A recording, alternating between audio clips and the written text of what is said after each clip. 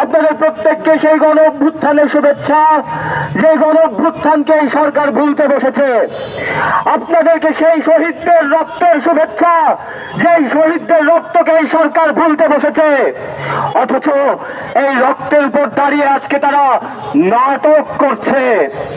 এই শহীদ মিনারে আজকে যখন আমাদের বন্ধু, আহত বন্ধু এসে মারা যাচ্ছে, তার জানাজা পড়া হচ্ছে, আমরা দেখছি এই সরকারের মন্ত্রী মিনিস্টাররা এসে জানাজা পড়ছে, আমার দেশ পত্রিকার সম্পাদকরা এসে জানাজা পড়ছে।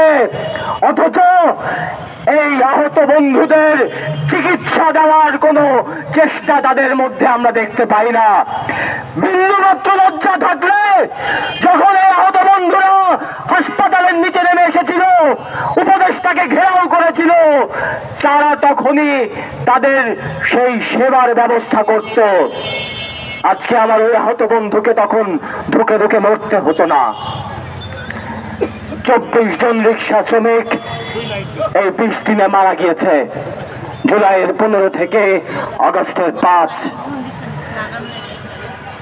এই রক্তের দাম ইউনূস সরকার বোঝে না। এই রক্তের দাম ইউনূস সরকার বোঝে না জন্যেই ক্ষণে ক্ষণে তারা আর্মিকে লেলিয়ে দেয় ওই শ্রমিকদের উপর। ক্ষণে ক্ষণে তারা গার্মেন্টস শ্রমিক, রিক্সা শ্রমিক কিংবা আনসারের ভাইদের উপর তারা আর্মিদেরকে লেলিয়ে দেয়। অথচ 626 জন গণহত্যাকারী এমপি মন্ত্রীকে তারা শেল্টার দেয়। সুতরাং বুঝতে বাকি থাকে না বন্ধুরা, যে সরকার এখন ক্ষমতায় আছে, তারা গণ অভ্যুত্থানের স্পিরিটের নাম করে কেবলমাত্র আওয়ামী লীগের সেই স্পিরিটকেই ধারণ করে।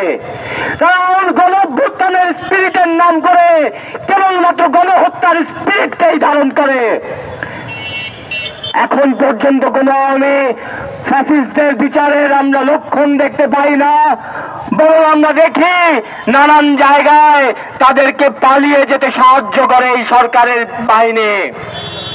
আমরা দেখি এই সরকারের পেটোয়া বাহিনী নামে যে বাহিনী তৈরি হয়েছে, বৈষম্য বিরোধী ছাত্র আন্দোলন জায়গায় জায়গায় মাস্তানি করে। মাস্তানির ফল কি হয় হোসেন সাদ্দামদের কাছে দেখে নিন।